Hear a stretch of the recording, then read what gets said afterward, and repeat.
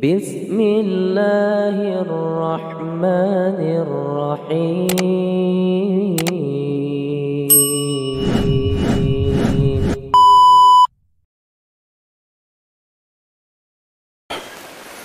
Assalamualaikum warahmatullahi wabarakatuh. Alhamdulillah, wassalatu wassalamu ala rasulillah. Segala puji dan puja kehadirat Allah subhanahu wa ta'ala, juga salawat dan taslim kepada Nabi besar Muhammad sallallahu alaihi wasallam. Teman-teman sekalian, Allah subhanahu wa ta'ala memuji hamba-hambanya yang tidak banyak bicara, terutama pada hal-hal yang tidak bermanfaat.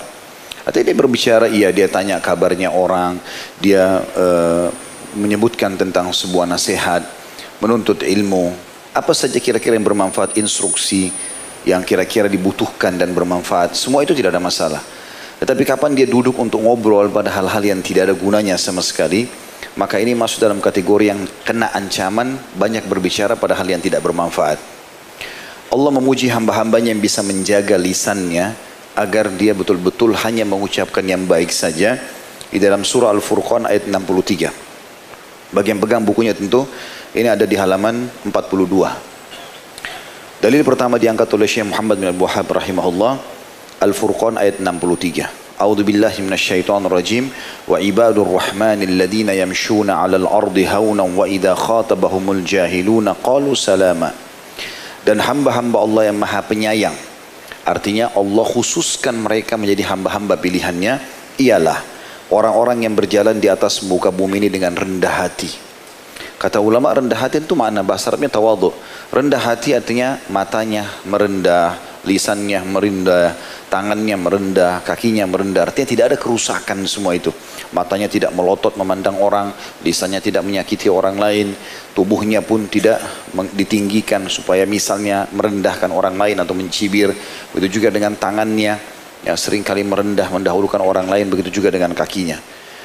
Dan apabila orang-orang bodoh berbicara kepada mereka, makna bodoh adalah memang kita tahu orang ini tidak tahu di bidang itu, terutama berhubungan dengan masalah agama, maka mereka mengucapkan kata-kata yang baik. Tidak respon kebodohan itu dengan kebodohan. Kapan kita dengar orang itu dari cara bicaranya suka ribut, ngajak bicara dan bertengkar, udah tinggalin saja. Kita hanya mengucapkan kata-kata baik. Ya sudahlah, terserah kamu saja, tinggalin aja. Sebagaimana sering kita ucapkan masalah itu. Itu makna Al-Furqan 63. Lalu beliau rahimahullah mengangkat Al-Qasas 55 setelah itu. Salah satu sifat hamba-hamba Allah yang terpuji adalah A'udzu billahi minasyaitonir rajim, wa idza sami'ul lagwa a'radu anhu. Dan apabila mereka mendengar perkataan-perkataan yang tidak bermanfaat. Kata ulama tafsir, tidak bermanfaat adalah tidak ada isinya. Terulang-ulang kisah yang tidak perlu. Kisah yang berhubungan dengan masalah dunia ini cukup sekali. Pengalaman kita, pernah kita lalui sekali, dua kali cukup. Tapi bertahun-tahun terulang, diucapkan dengan orang yang sama, apa manfaatnya? Tidak ada manfaat. Maka semua tidak bermanfaat berarti tinggalkan. Allah memuji itu. Sifat hamba Allah apabila mereka mendengarkan perkataan yang tidak bermanfaat, mereka meninggalkan. Mereka berpaling darinya. Ya, tidak perlu lagi. Masih banyak kosakata, masih banyak kalimat, masih banyak nasihat, masih banyak ilmu yang bisa diucapkan daripada hal-hal yang sama terulang-ulang, gitu kan? Dan itu ada pengecualian kata ulama, kecuali dalam masalah ilmu. Al-Quran, zikrullah, memang ini terulang, kan? Bahkan Imam Syafi'i rahimahullah menekankan ilmu itu kalau sering diulang maka dia makin tertanam. Begitu juga dengan zikrullah, sering ada zikir terulang-ulang, habis sholat, zikir pagi petang, berdoa, membaca Al-Quran, memang terulang-ulang. Tapi selain daripada ini, hal-hal yang tidak bermanfaat, maka semuanya ditinggalkan. Kemudian beliau mengangkat surah Qaf ayat 18 tentang pentingnya peringatan ada malaikat yang selalu mengawasi kalimat yang diucapkan.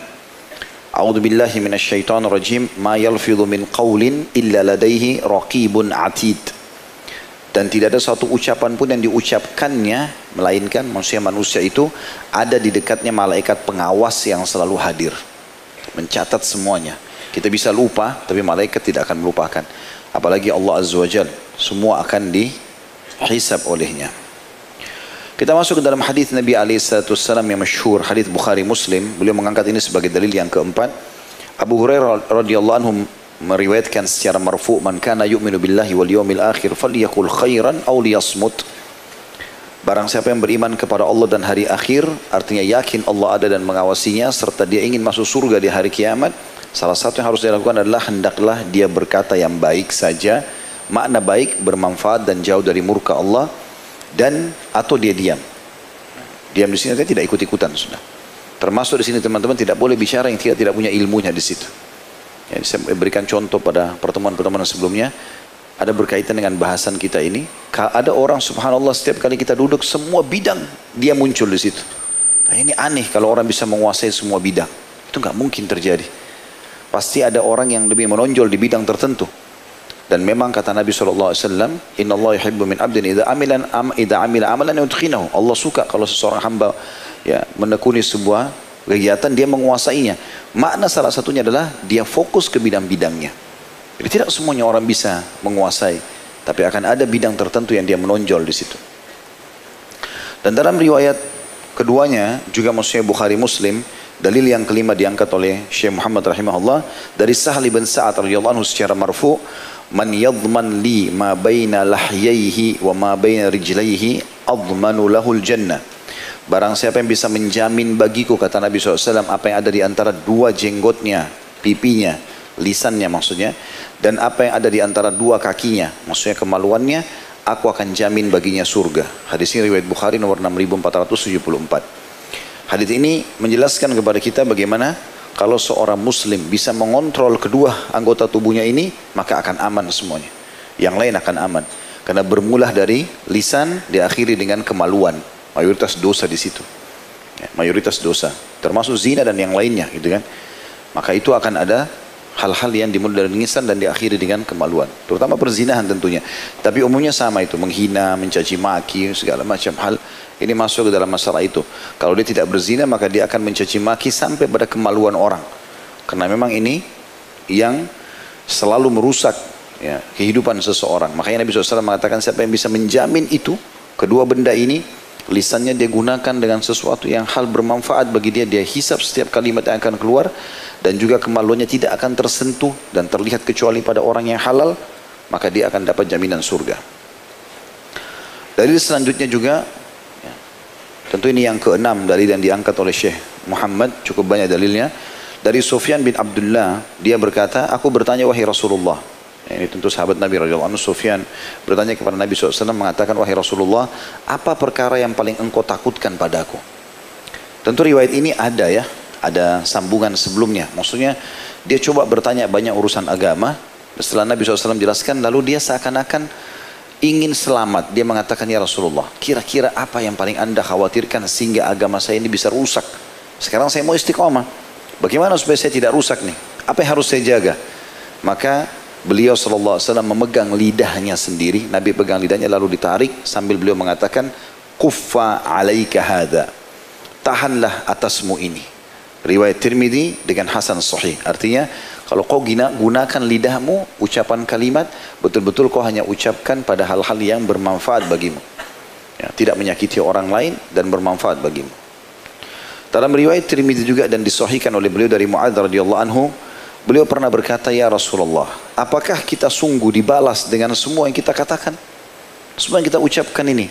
Kalau tidak baik berarti akan dihukum oleh Allah. Kata Nabi SAW, Thakulatka ummaka ya Mu'adz, wa hal yakubbun nasa fin nari ala wujuhihim, aw ala manakhirihim illa hasaida alsinatihim. Ibumu kehilangan kau, hai Mu'adz. Maksudnya kalau kau tidak faham ini, seakan-akan kau ya kehilangan, ibumu kehilangan kamu. Kamu harus faham maksudnya ini. Ini biasa orang Arab membahasakan itu ya. Tidakkah yang membanting manusia atau menjerumuskan manusia di neraka pada wajah-wajah mereka atau pada lubang-lubang hidung mereka tidak lain tuaian hasil-hasil lidah mereka? Dan ini hadis yang hasan atau sahih diriwayatkan oleh Tirmidzi nomor 2616. Dan dalil ini juga menguatkan tentang masalah bahayanya lisan. Karena kapan disalahgunakan, dia pasti akan menyebabkan kita masuk ke dalam api neraka ya. Karena kata-kata itu sebagaimana dikatakan oleh para ahli hikmah atau orang-orang yang bijak, kata-kata itu kalau belum diucapkan masih milik kita. Kontrol, jangan dilepaskan.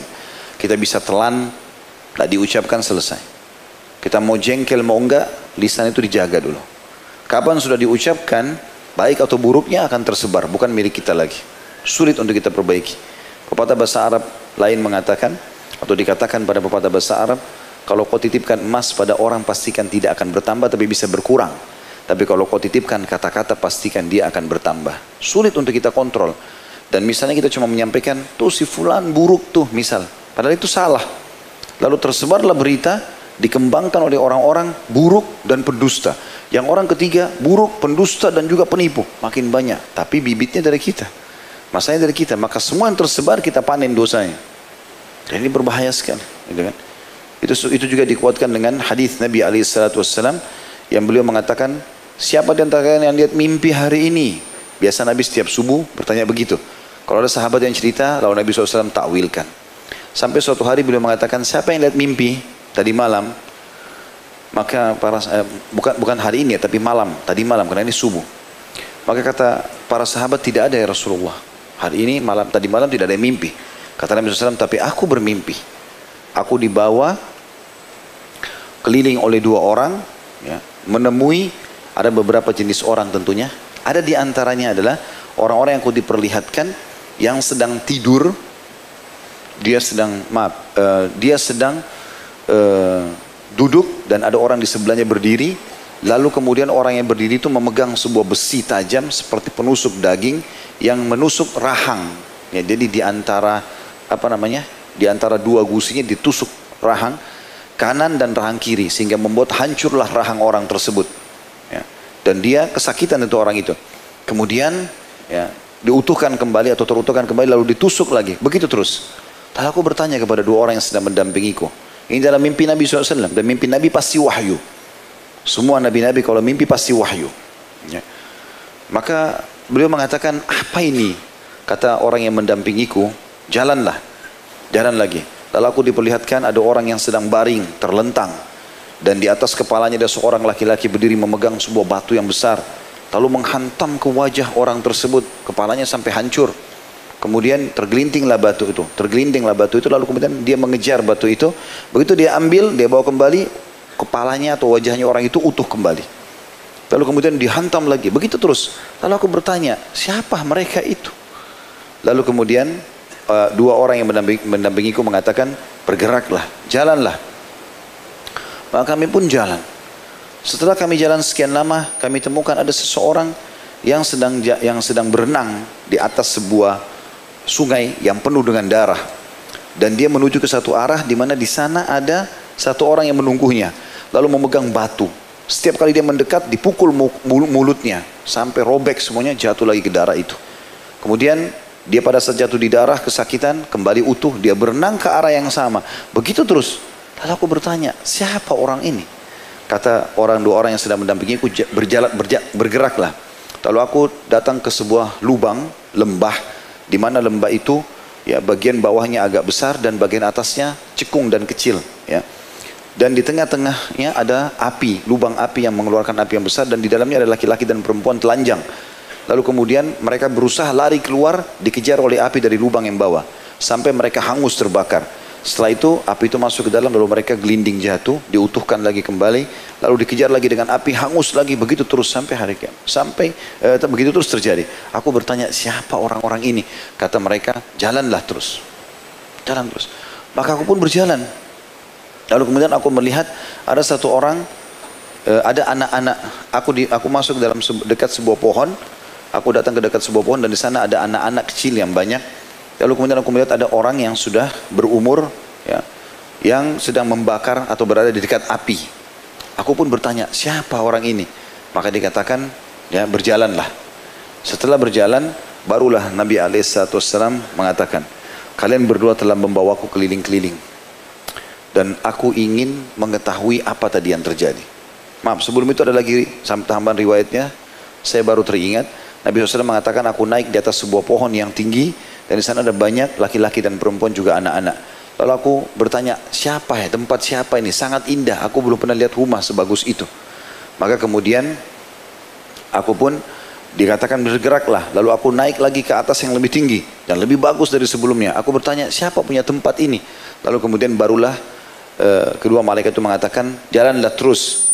Ya, sampai Nabi SAW mengatakan kalian telah membawaku keliling-keliling dan aku ingin tahu apa semua yang terjadi. Mulailah kedua orang yang mendampingi Nabi SAW dalam mimpi itu menjelaskan.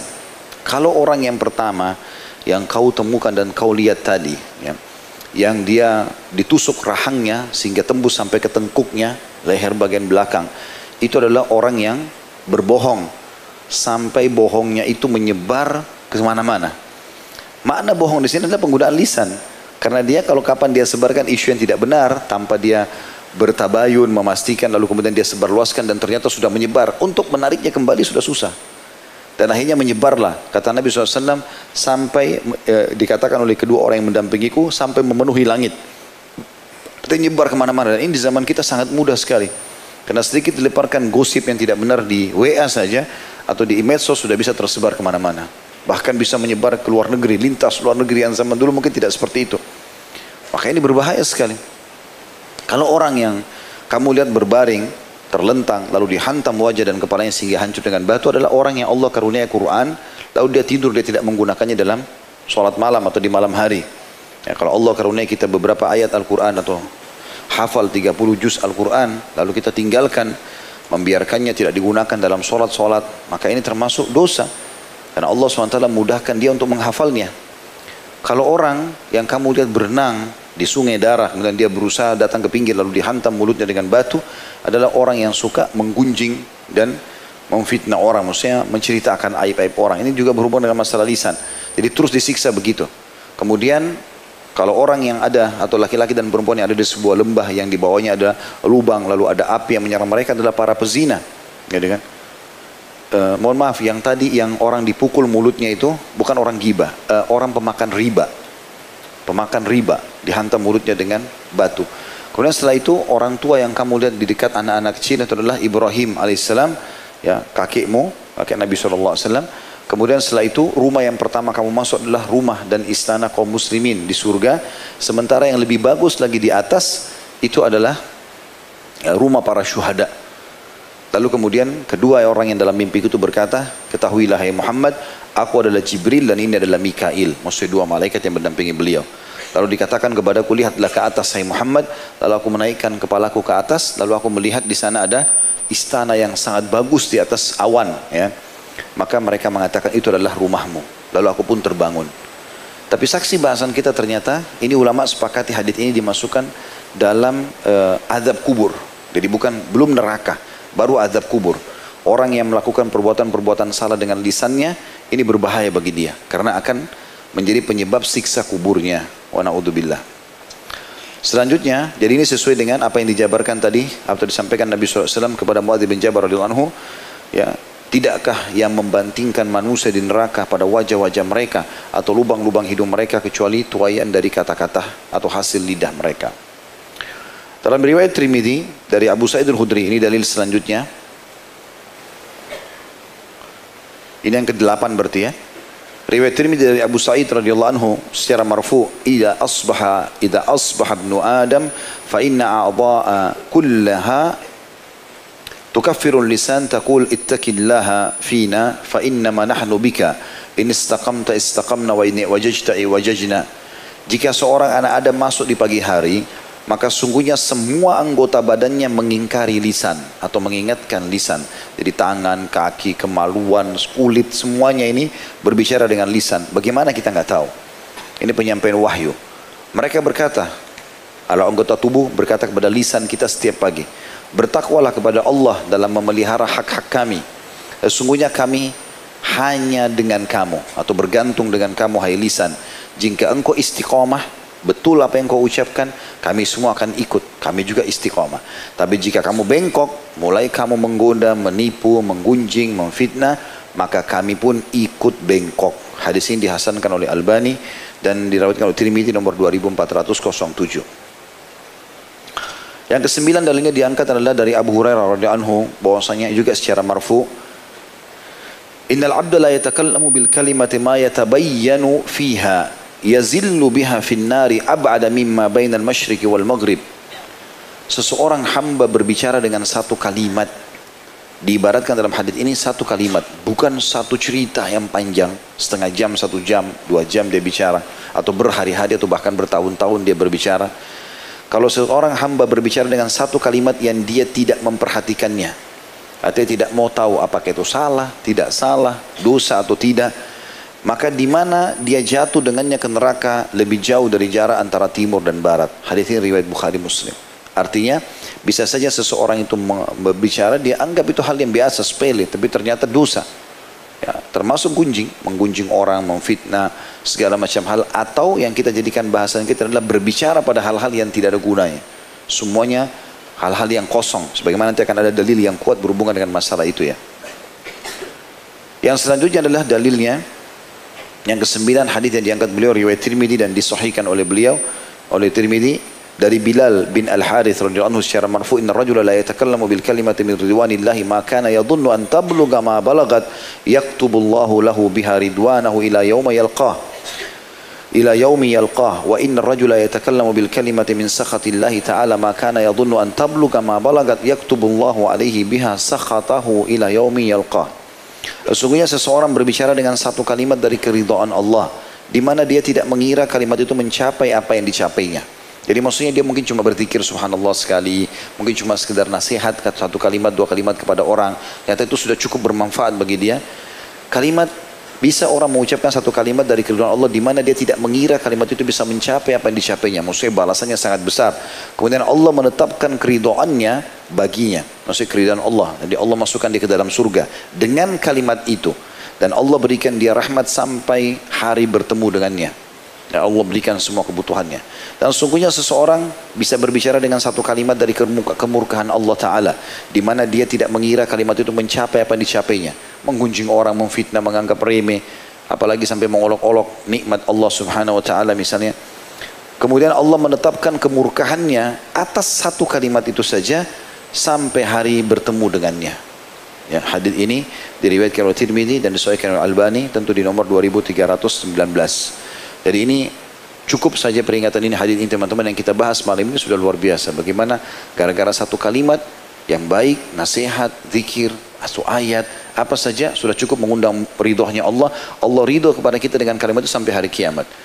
Dan juga cukup dengan satu kalimat yang bisa mengundang murkanya Allah yang banyak dianggap remeh oleh orang, ngomong sembarangan yang tidak ada gunanya, banyak bicara yang tidak ada berguna, maka sudah cukup untuk membuat murkahnya Allah melekat sama kita sampai na'udzubillah hari bertemu dengan Allah atau hari kiamat.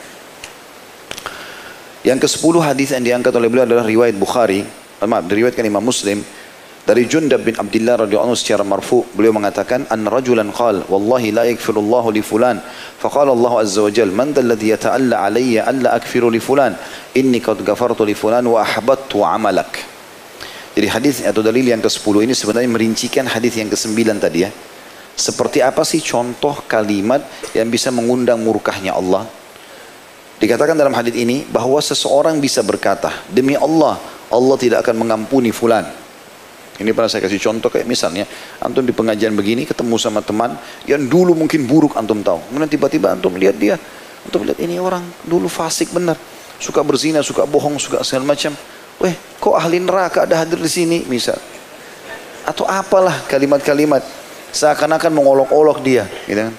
Menganggap diri kita lebih baik daripada dia. Bahwa seseorang berkata demi Allah, Allah tidak akan mengampuni fulan. Kayaknya kau tidak akan diampuni dosamu deh. Terlalu banyak misalnya, gitu kan.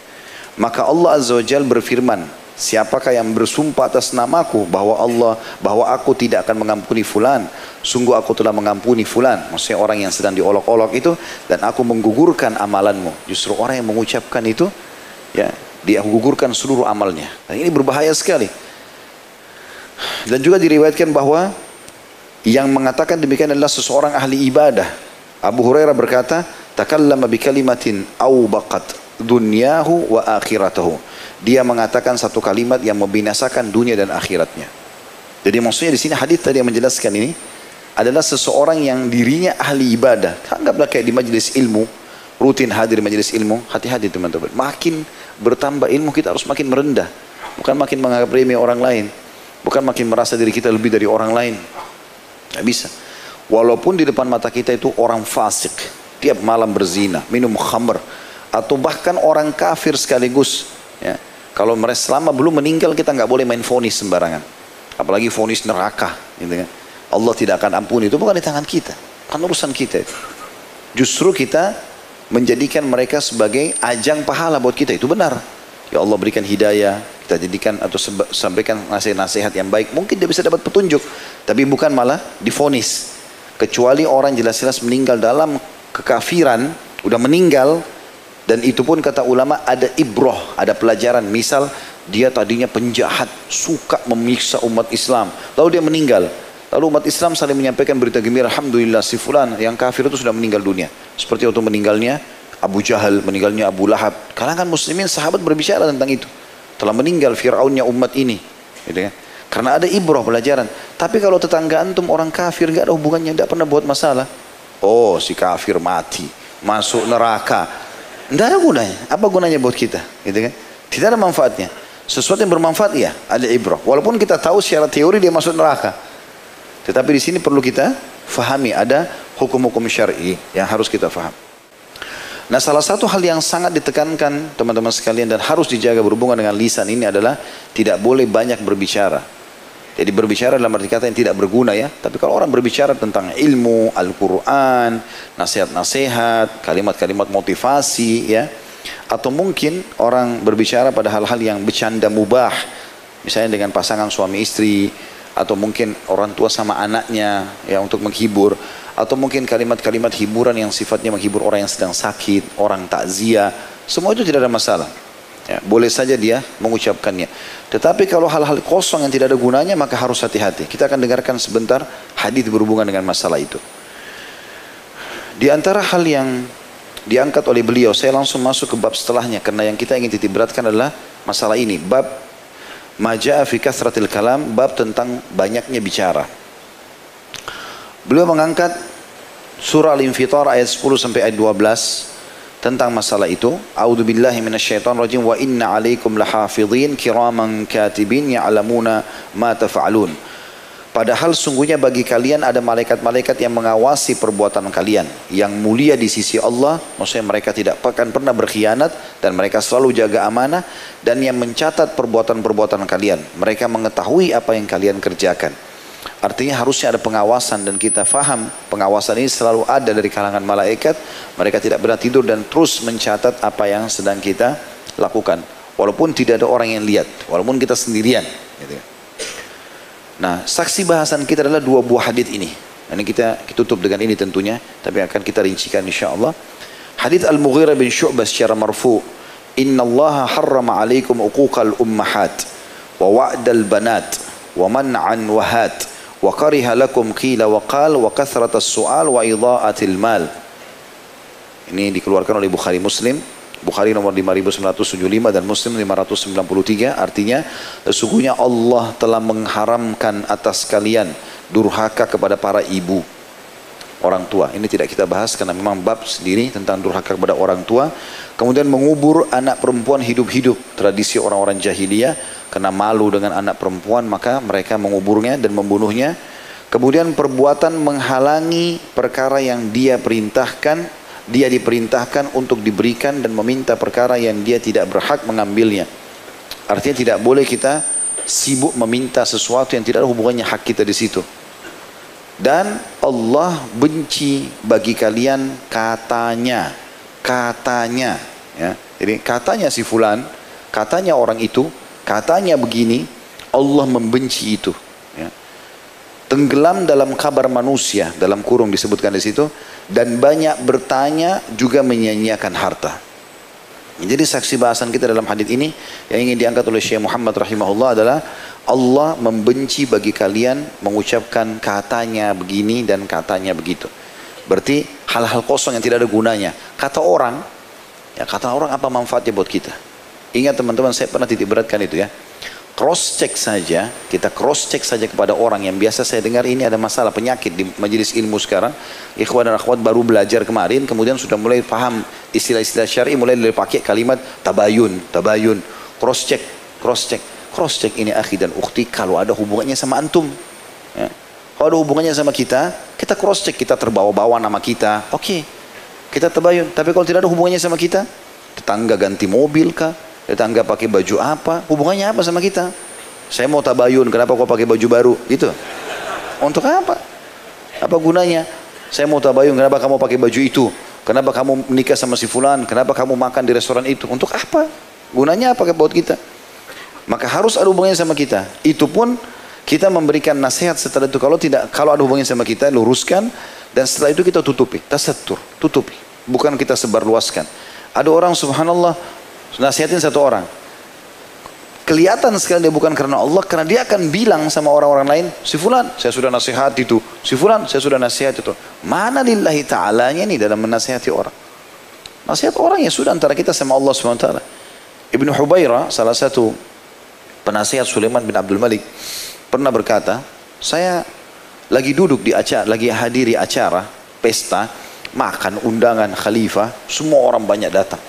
Sementara saya lagi asyik melihat tamu-tamu, menyambut mereka, ada khalifah juga di situ. Tiba-tiba ada orang di sebelah saya mengucapkan kalimat, yang kalimat ini menurut saya seperti air dingin di musim panas. Jadi sangat sejuk. Dan saya tidak sempat melihat orang itu karena kesibukan. Orang itu langsung mengatakan, wahai Ibnu Hubairah, takutlah kepada Allah ya, atas khalifah ini, dan jangan kau takut khalifah ya, di jalan Allah. Maksudnya kau harus bisa, kalau salah ingatkan, karena Allah akan hukum kamu. Dan jangan karena kau jadi bawahannya dia lalu kemudian kau tidak peduli. Kalau dia buat haram kau nggak mau nasihati. Ingatlah, semuanya akan Allah hisab pada hari kiamat. Setiap kalimat, setiap perbuatan, setiap nasihat akan dituntut oleh Allah Subhanahu Wa Taala. Kata Ibnu Hubairah, terus saja dia ucapkan kalimat-kalimat nasihatnya sampai saya merasa sangat dingin dan sejuk. Saya merasa ini nasihat yang luar biasa. Karena dia penasihat khalifah, orang jarang mau nasihatin karena dipikir jabatannya tinggi. Penasehat, siapa yang lagi mau nasihatin, kan seperti itu. Tapi subhanallah dia bilang, setelah selesai dia ucapkan semua nasihatnya, saya balik, karena sudah tidak ada suaranya, saya tidak ada orangnya. Saya nggak tahu siapa orang yang berbicara tadi. Karena lillahi ta'alanya dia menasihati. Datang, nasihati, pergi. Yang penting target kita sudah sampai. Oh si fulan, saya sudah 10 kali nasihatin tuh. Saya sudah sering bilangin tuh. Saya sudah begini dan begitu. Ini kamu lillahi ta'ala atau tidak? Itu termasuk ya dalam masalah ini. Termasuk juga dalam masalah ini tentu yang sudah masyhur adalah gosip. Selalu sebarin berita tentang orang, gak ada hubungannya sama antum, gak usah campuri. Ya, ini katanya. Di sini dikatakan dalam kurung, di sini dalam kurung tenggelam dalam kabar manusia. Sibuk tiap hari cari gosip apa yang baru, gosip apa yang baru. Teman-teman berhenti siapkan musuh hari kiamat. Ini masalah besarin, masalah besarin. Jangan ada musuh hari kiamat. Kita dimusuhi oleh orang di dunia, biarin aja. Kita panen pahala dari dia. Jangan kita siapin musuh. Ada orang tiap hari sibuk siapin musuh. Kalau dia hidup 1 tahun aja teman-teman, 365 hari. 1 hari 1 musuh, berarti 365 musuh hari kiamat. Habis semua pahalanya ini. Untuk hal-hal yang tidak ada gunanya. Untuk apa? Gitu kan? Kalau 2 tahun, kalau 3 tahun. Ada orang, sampai saya pernah temuin orang rambutnya sudah putih semua. Tidak berhenti untuk membicarakan orang. Ya sudah berapa tahun dia punya musuh dan berapa banyak musuhnya. Semua orang tidak cocok sama dia. Makanya tanda tanya, kenapa dia tidak cocok sama orang itu? Berarti ada sesuatu dengan dia, gitu kan? Karena yang ada dalam dirinya adalah selalu curiga sama orang, selalu masalah sama orang, sehingga sibuk menceritakan aib-aib orang. Dalil yang terakhir, dan ini yang merupakan inti daripada dalil semua bahasan kita, adalah hadis yang marfu dan dihasankan oleh Tirmidzi di nomor 2018, dihasankan oleh Syekh Albani dalam silsilah, dalam Sahih Al-Jami', dalam Sahih Al-Jami' nomor 2201. Dari Jabir radhiyallahu anhu beliau berkata secara marfu, inna min ahabbikum ilayya wa aqrabikum minni majlisan yaumal qiyamati ahsanakum akhlaqa wa inna abghadakum ilayya wa ab'adakum minni majlisan yaumal qiyamati thartharuna wal mutashaddiquna wal mutafayhikun. Hasanahu Tirmidzi. Termasuk orang yang paling aku sukai, kata Nabi. Kita biar tidak ketemu dengan Nabi SAW, kita bisa mendapatkan cinta beliau. Bahkan kita bisa satu majlis dengan Nabi SAW. Duduk bersama beliau di surga nanti. Kata beliau, termasuk orang yang paling aku sukai dan cintai. Dan paling dekat kepadaku majlisnya di hari kiamat. Duduk di sebelahku bersama dengan Nabi SAW. Ini sebuah kebanggaan yang luar biasa. Sayyid walad Adam, pemimpinnya anak Adam. Dan kita duduk bersama beliau. Adalah orang yang paling baik akhlaknya di antara kalian. Santun, ramah, baik, tidak balas keburukan dengan keburukan, lisannya selalu baik, ya. Dan sungguhnya orang yang paling aku benci, walaupun tidak pernah ketemu Nabi, tapi Nabi benci dengan mereka dan paling jauh majlisnya dariku pada hari kiamat adalah ats-tsartsarun, atau orang yang banyak bicara dengan memberat-beratkan diri dan keluar dari kebenaran. Bicara tapi tidak ada manfaatnya. Bukan masalah ilmu, bukan nasihat, bukan segala macam. Ini saksi bahasan kita. Tsarsarun artinya tsarsar. Orang Arab selalu mengatakan kathiru tsarsarah. Banyak ngomongnya orang ini gitu. Ada orang begitu kita ngomong, intonasi suaranya tinggi, omongannya banyak, dan kadang-kadang saking cepatnya dia ngomong kita nggak terlalu menangkap semuanya. Karena seringnya bicara. Belum selesai bicara, tidak ada titik, tidak ada koma, bicara terus gitu. Kita kadang-kadang tidak ada kesempatan untuk menyampaikan, menjelaskan. Karena banyaknya, ini namanya tsarsarah. Nah, ini yang dimaksud dalam bahasan ini. Orang seperti ini, kebanyakan yang dia ucapkan salah. Dan ini bisa menjadi dosa buat dia. Kemudian al-mutasyaddiqun. Orang juga yang berbicara dengan sepenuh mulutnya untuk menampakkan kefasihannya. Nanti akan ada bahasan sendiri ya. Ada salah satu dosa besar nanti berhubungan dengan lisan adalah sengaja ya, membuat lisannya seperti orang fasih. Akhirnya salah. Ya, ini sering kita temukan begitu ya. Ada orang mau kelihatan fasih dalam bahasa Arab, tapi salah gitu kan. Atau mungkin dalam azan dia fasihkan ternyata salah kan. Atau baca Al-Quran kadang-kadang begitu. Ada pernah saya sholat di satu masjid begitu, dia baca ayat, maka ayat-ayat yang dibaca ini mungkin karena dia mau tunjukkan kefasihannya jadi berubah-ubah semuanya. Ha jadi kha gitu kan, terlalu berlebihan. Ra-nya dan segala macam huruf-huruf hijaiyah banyak yang tertukar-tukar. Maka ini masuk dalam masalah ini. Namanya mutasyaddiqun ya. Dan juga yang ketiga adalah al-mutafaihikun, atau orang yang melebarkan dalam berbicara dan membuka mulutnya lebar-lebar. Ini juga termasuk dilarang dalam Islam. Artinya orang ngomong sebatasnya. Ya, kadang-kadang ada orang mungkin karena terlalu banyak dia bicara sehingga bentuk mulutnya pun terlalu besar terbuka. Nah, ini disebutkan juga sifatnya oleh Nabi SAW. Intinya ketiga permasalahan ini yang Nabi SAW sangat benci, jauh dari majlisnya pada hari kiamat adalah semua berhubungan dengan lisan.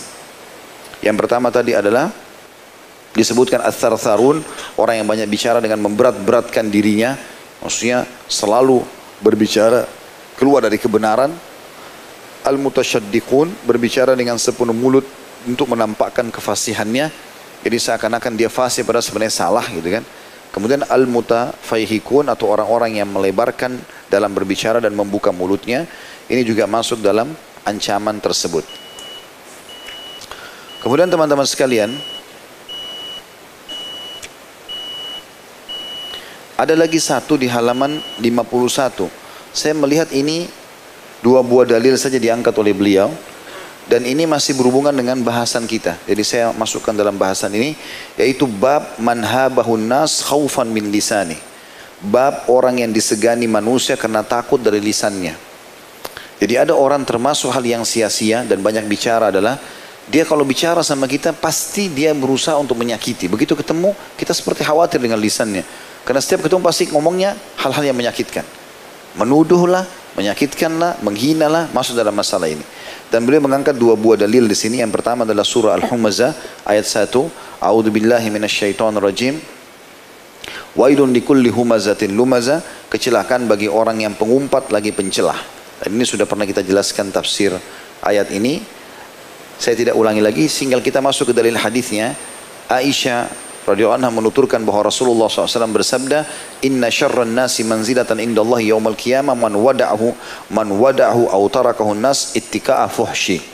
Sesungguhnya manusia yang paling jelek kedudukannya di sisi Allah pada hari kiamat. Jadi tadi kan ada orang yang paling Nabi benci, berarti juga jauh dari majelisnya Nabi SAW. Ini juga yang Allah benci pada hari kiamat adalah orang yang ditinggalkan manusia karena takut perkataannya yang keji. Ya, jadi ini juga termasuk dalam hal yang salah satu efek daripada banyak bicara, sehingga akhirnya lisannya menjadi tajam dan menyakiti orang lain. Ini juga termasuk yang dilarang tentunya. Allahu a'lam. Ini bahasan kita insya Allah. Seperti biasa kita akan coba buka pertanyaan nanti berhubungan dengan tema kita, dan pertemuan akan datang masih ada dosa besar yang tersisa yang berhubungan dengan lisan yang akan kita bahas insya Allah. Subhanakallahumma bihamdika asyhadu an la ilaha illa anta astaghfiruka wa atubu ilaik. Wassalamualaikum warahmatullahi wabarakatuh. Assalamualaikum warahmatullahi wabarakatuh. Alhamdulillah wassalatu wassalamu ala rasulillah. Segala puji dan puja kehadirat Allah subhanahu wa ta'ala. Juga salawat dan taslim kepada Nabi besar Muhammad sallallahu alaihi wasallam. Saya melihat ada beberapa bab di sini yang dikhususkan oleh Syekh Muhammad rahimahullah, sebenarnya dia sudah masuk dalam bahasan kita. Jadi kalau kita membahas tentang banyaknya bicara, maka rinciannya adalah termasuk dalam bab di halaman 50, bab sukanya berdebat. Berarti ini masuk, pernah kita jelaskan di dosa besar Imam Madzhabi rahimahullah, dan di sini juga masuk sebenarnya. Banyak berbicara, masuk dalamnya adalah banyak berdebat. Dan itu diangkat sifat orang munafik dalam surah Al-Baqarah 204 di halaman 50. A'udzubillahi minasyaitonir rajim wa minan nasi may yu'jibuka qawluhu fil hayatid dunya wa yashhadullaha ala ma fi qalbi wa huwa aladul khisam. Dan di antara manusia ada orang yang ucapannya tentang kehidupan dunia menarik hatimu dan dipersaksikan kepada Allah atas kebenaran isi hatinya, padahal ia adalah penentang yang paling keras. Ini salah satu sifat orang-orang munafik. Mereka kalau berbicara indah tutur katanya, tersusun rapi, tapi ternyata berisikan semuanya penentangan terhadap agama Allah. Dan dalam hadis Aisyah radhiyallahu anha secara marfu, inna abghadar rijali ila Allahil aladul khasim. Sungguhnya lelaki yang paling dibenci oleh Allah adalah orang yang paling keras penentangannya atau suka berdebat di sini. Juga dikatakan dalam riwayat Tirmidzi dari Ibnu Abbas radhiyallahu anhu secara marfu, kafa bika ithman alla tazala mukhasiman. Cukuplah kamu berdosa yang sangat besar jika kamu terus-menerus menjadi penentang. Jadi ini termasuk penyebabnya adalah karena banyak berbicara, hanya suka berdebat dan bertentangan. Ini juga masuk dalam rinciannya. Begitu juga dengan tadi yang saya sempat bilang tentang masalah mungkin ada bab khusus dosa-dosa besar berhubungan dengan lisan, suka memperindah tutur kata. Saya melihat ini tidak usah dibab khususkan, tapi saya akan bacakan dalilnya masuk dalam bahasan kita.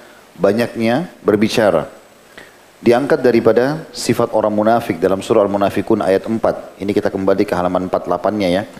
Bab at-tashadduk wa takalluf al-fasahah. Bab terlalu memberat-beratkan dan memaksakan diri untuk fasih. Jadi supaya dia dianggap orang yang fasih sehingga dia mengatur tutur katanya yang membuat seakan-akan dia itu fasih padahal sebenarnya dia jauh dari jalan Allah Subhanahu wa taala. Al-Munafikun ayat 4 dikatakan a'udzubillahi minasyaitonir rajim wa idza ra'aitahum tu'jibuka ajsamuhum wa iyyaqulu tasma' liqaulihim ka'annahum khushubun musannadah yahsabuna kulla sayhatin 'alaihim humul adu fahdharhum qatalahumullah anna yufakun. Dan apabila kamu melihat mereka orang-orang munafik itu, tubuh-tubuh mereka menjadikan kamu kagum hai Muhammad. Tubuhnya bersih, penampilannya rapi, mungkin badannya kekar. Dan jika mereka berkata, kamu mendengar perkataan mereka karena indahnya penyusunan tutur katanya. Mereka adalah seakan-akan kayu yang tersandar. Mereka mengira bahwa tiap-tiap teriakan yang keras ditujukan kepada mereka. Maksudnya sebenarnya mereka itu adalah musuh-musuh Allah. Dan mereka kalau mendengar suatu teriakan peringatan, mereka kira diri mereka yang dituduh. Mereka itulah musuh yang sebenarnya. Maka waspadalah terhadap mereka, semoga Allah membinasakan mereka. Bagaimana mereka sampai dipalingkan. Di dalam hadis Nabi SAW, beliau berkata, Inna Allah yabghidul baligh minar rijali alladhi yatakhallalu bilisani kama takhallalul baqarah. Hadis dihasankan oleh Tirmidzi. Sesungguhnya Allah sangat membenci orang yang berlebihan dalam kefasihan di antara para laki-laki yang memutar lisannya untuk menampakkan kefasihannya seperti sapi yang sedang makan. Ya biasa kalau sapi makan dia menggerakkan kiri kanan giginya untuk mengunyah makanan tersebut. Maka seperti itu digambarkan karena sukanya berbicara dan membuat seakan-akan lisannya itu hebat dalam kefasihannya. Digambarkan seperti sapi yang berbicara. Juga dalam hadis marfu, hadis riwayat Abu Daud,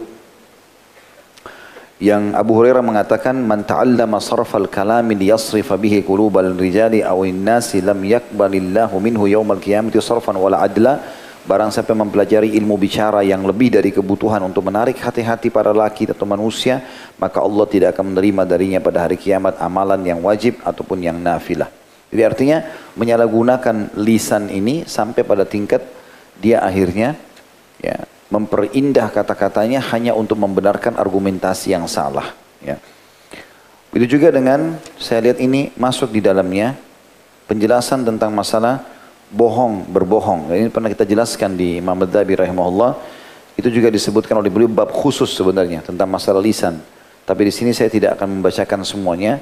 Ada disebutkan di halaman 54, ini saya gabungkan dalam bahasan kita malam ini. Di antara dalil yang menarik yang diangkat oleh beliau adalah An-Nahl 105. A'udzu billahi minasyaitonir rajim. Innama yaftaril kadhiba alladziina la yu'minuna biayatillah wa ulaika humul kadzibun. Sesungguhnya yang mengada-ngadakan kebohongan hanyalah orang-orang yang tidak beriman pada ayat-ayat Allah dan mereka adalah orang-orang pendusta. Jadi seringnya banyak berbicara, hanya dibicarakan hal yang salah dengan ayat-ayat Allah, masuk dalam masalah berdusta. Juga dalam Al-Baqarah ayat 10, walahum adzabun alimun bima kanu yakdzibun, dan bagi mereka siksa yang pedih disebabkan mereka berdusta. Jadi penyalahgunaan lisan. Dan Al-Jathiyah ayat 7 juga berbunyi, wailun likulli affakin athim, kecelakaan besar bagi tiap-tiap orang yang banyak berdusta, lagi banyak berbuat dosa. Ya, dusta itu seringkali dekat dengan banyaknya bicara. Karena terlalu banyak yang dibicarakan, akhirnya dia diikuti dengan berdusta. Begitu juga dengan bab khusus tentang masalah ucapan dan perkataan yang kotor. Ini masuk semua dengan banyaknya orang berbicara, akhirnya masuk ke dalam masalah itu.